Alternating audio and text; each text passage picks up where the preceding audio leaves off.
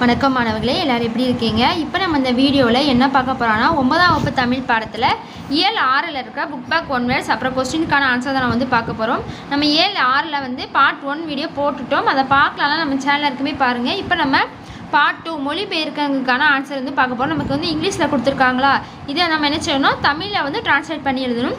இதற்கான ஆன்சர் அப்படியே நீங்கள் பார்த்து எழுதி வச்சுக்கோங்க உங்கள் நோட்டில்.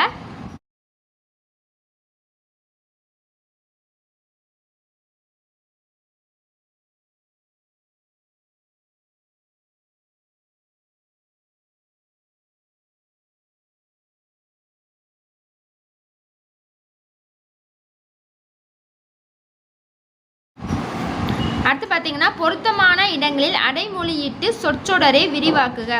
ஃபஸ்ட் நமக்கு என்ன கொடுத்துருக்காங்க, புத்தகம் படிக்கலாம்னு சொல்லி கொடுத்துட்டு ஒரு ப்ராக்கெட்டில் கொடுத்துருக்காங்க. அதுக்கடுத்து விளையாடுவது நன்றுன்னு சொல்லி ப்ராக்கெட்டில் கொடுத்துருக்காங்க. நம்ம என்ன பண்ணணும்னா, அந்த ப்ராக்கெட்டில் கொடுத்துருக்காங்க பார்த்தீங்களா, அதை முத கொடுத்துருக்காங்களா அதோட சேர்த்து எழுதணும். அதாவது நல்ல புத்தகம் படிக்கலாம், நல்ல புத்தகம் ஆழ்ந்து படிக்கலாம், நல்ல புத்தகம் நல்ல புத்தகம் மகிழ்ந்து படிக்கலாம், நல்ல புத்தகம் உணர்ந்து படிக்கலாம் அதுன்னு சொல்லி ஒவ்வொன்றா நம்ம சேர்த்து எழுதணும். அதே மாதிரி செகண்டுக்கு ஆன்சர் எப்படி எழுதணும் பாருங்கள்.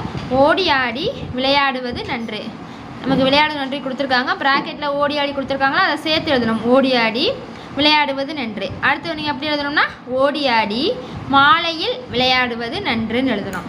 அடுத்து என்ன எழுதணும், ஓடியாடி மாலையில் சேர்ந்து விளையாடுவது நன்று எழுதணும். அடுத்து ஓடியாடி மாலையில் அனைவருடன் சேர்ந்து விளையாடுவது நன்று சொல்லி ஒவ்வொன்றும் நம்ம சேர்த்து எழுதி ஒரு சொற்றொடர் மாதிரி எழுதணும். அடுத்து பார்த்திங்கன்னா, நமக்கு பிழை நீக்குக கொடுத்துருக்காங்க. நமக்கு சில தவறுகள் கொடுத்துருப்பாங்க. இது என்ன செய்யணும், எழுத்து பிழை. இப்போ பெருந்தலைவருக்கு நமக்கு எந்த ரூ வரும், இந்த ரூ கொடுத்துருக்காங்க, இந்த ரூ வராது. ஸோ அந்த மாதிரி நம்ம எந்த ரூ வருமோ அதை பார்த்து நம்ம எழுதணும்.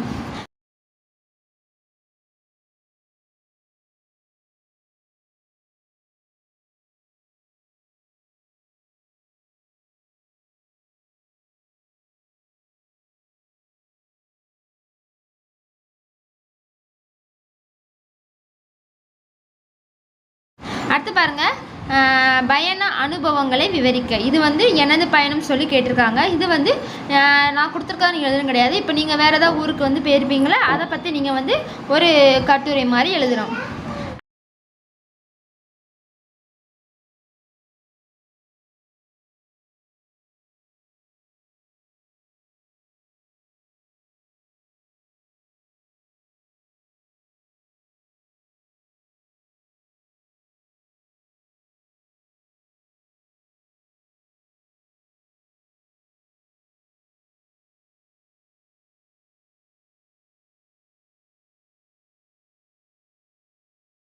அடுத்து பார்த்தீங்கன்னா, கொடுக்கப்பட்டுள்ள பாடலை படித்து நயம் பாராட்டுங்க. என்னென்ன கேட்டிருக்காங்க பாருங்கள். அதோட கருத்து கேட்டிருக்காங்க. பொருள் நயம், சொல் நயம், சந்த நயம், தொடை நயம், அணி நயம், இது எல்லாமே கேட்டிருக்காங்க. ஸோ இது எல்லாமே நம்ம இந்த பாடலேருந்து எடுத்து எழுதணும். இதற்கான ஆன்சரையும் அப்படியே உங்கள் நோட்டில் நீங்கள் எழுதி வச்சுக்கோங்க.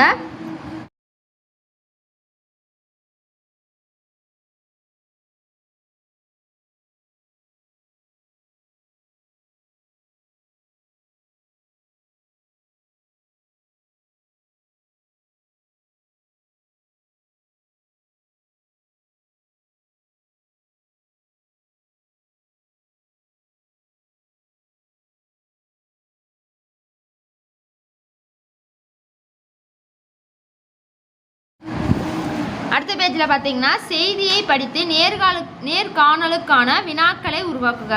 நமக்கு முன்னாடி என்ன கொடுப்பாங்கன்னா, ஒரு மாதிரி பேரா கொடுத்துட்டு கொஸ்டின் கொடுத்துருவாங்க. நம்ம இந்த பேராலேருந்து ஆன்சர் எடுத்து எழுதுகிற மாதிரி இருக்கும். ஆனால் நமக்கு இதில் எப்படி கொடுத்துருக்காங்க பாருங்கள். நமக்கு இந்த பேராலேருந்து நம்மளை ஒரு 5 கொஸ்டின் எடுத்து எழுத சொல்லியிருக்காங்க. நம்ம இந்த பேரா படிச்சுட்டு நம்மளாம் ஒரு 5 கொஸ்டின் எடுத்து எழுதணும். இதில் நம்ம எந்த கொஸ்டின் வேணால் எழுதலாம். ஸோ நீங்கள் இதில் எந்த கொஸ்டின் வேணால் எழுதலாம். சரியா, ஒரு 5 கொஸ்டின் எழுதணும்.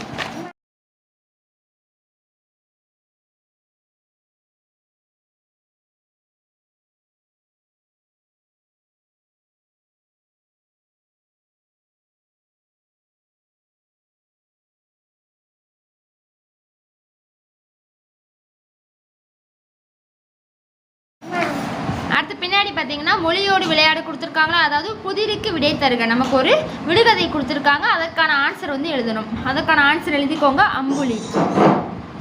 நெக்ஸ்ட்டு பாருங்கள், பண்பு தொகைகளை இட்டு நிறைவு செய்க. நமக்கு ப்ராக்கெட்டில் கொடுத்துருக்காங்க, நடுவில் என்ன கொடுத்துருக்காங்க, டேஷ் கொடுத்துருக்காங்களா, அதில் எந்தெந்த டேஷில் எது வரும்னு சொல்லி எழுதணும். மானாமதுரை ஓர் அழகான பேரூர், நீண்ட வயல்களும் சிற்றோடைகளும் நிறைந்த ஊரின் நடுவே வான் உயர்ந்த கோபுரத்துடன் கூடிய கோவில் குளத்தில் எங்கும் செந்தாமரை பூக்கள் மலர்ந்துள்ளன.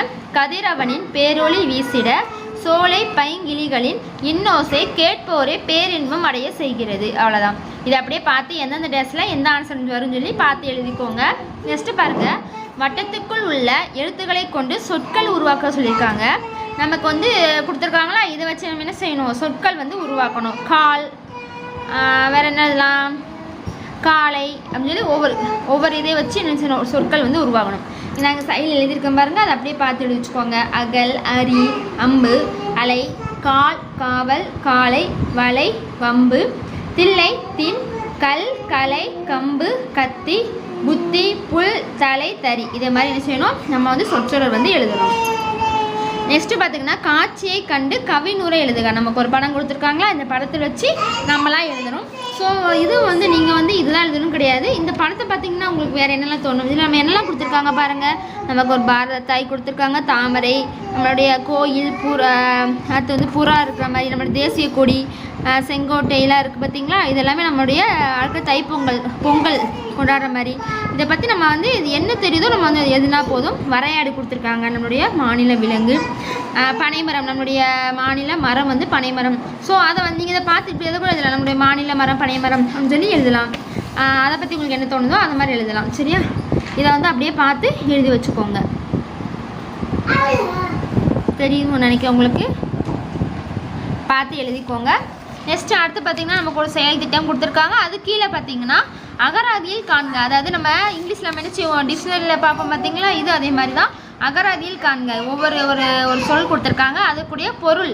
இப்போ ஈகைனா என்னது, ஈகைக்கு வந்து நமக்கு நிறைய பொருள் வரும். என்னெல்லாம், கொடை, உதவி, பொன். அடுத்து குறும்புக்கு என்ன வரும் பாருங்கள், சேட்டை, விளையாட்டு, செயல், வலிமை. அடுத்து கோனுக்கு என்னெல்லாம் வரும்னா, அரசன், தலைவன், அரசாட்சி வரும்.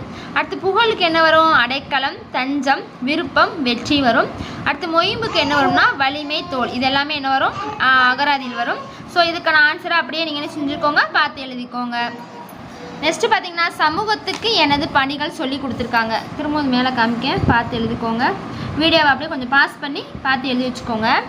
அடுத்து பார்த்திங்கன்னா, சமூகத்துக்கு எனது பணிகள் சொல்லி கொடுத்துருக்காங்களா. அவங்க முதல்ல என்ன செஞ்சுருக்காங்க, குப்பையில் என்ன செய்யணும், குப்பை தொட்டியில் தான் போடணும். அடுத்து தண்ணீர் வீணாவதை எங்கே கண்டாலும் தடுக்கணும். மழைநீர் சேகரிப்போட இன்றியமையை வலியுறுத்தணும். இந்த மாதிரி.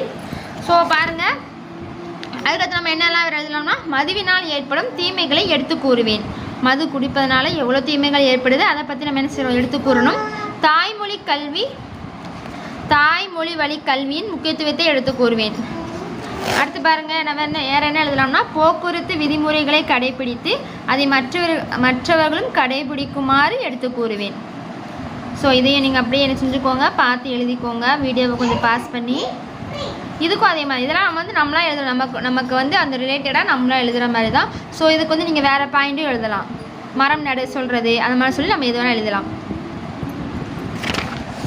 அவ்வளோதான். இப்போ நம்ம இயல் 6ல் இருக்க எல்லாத்துக்குமே ஆன்சர்ஸ் பார்த்துட்டோம். நம்ம சேனலை சப்ஸ்கிரைப் பண்ணிக்கோங்க, அப்படியே உங்கள் ஃப்ரெண்ட்ஸ்க்கும் ஷேர் பண்ணிக்கோங்க. வீடியோ பிடிச்சினா லைக் பண்ணிடுங்க. வேறு ஏதாவது பாடத்துக்கு உங்களுக்கு ஆன்சர்னால் கீழே கமெண்ட் பண்ணுங்கள். தேங்க்யூ.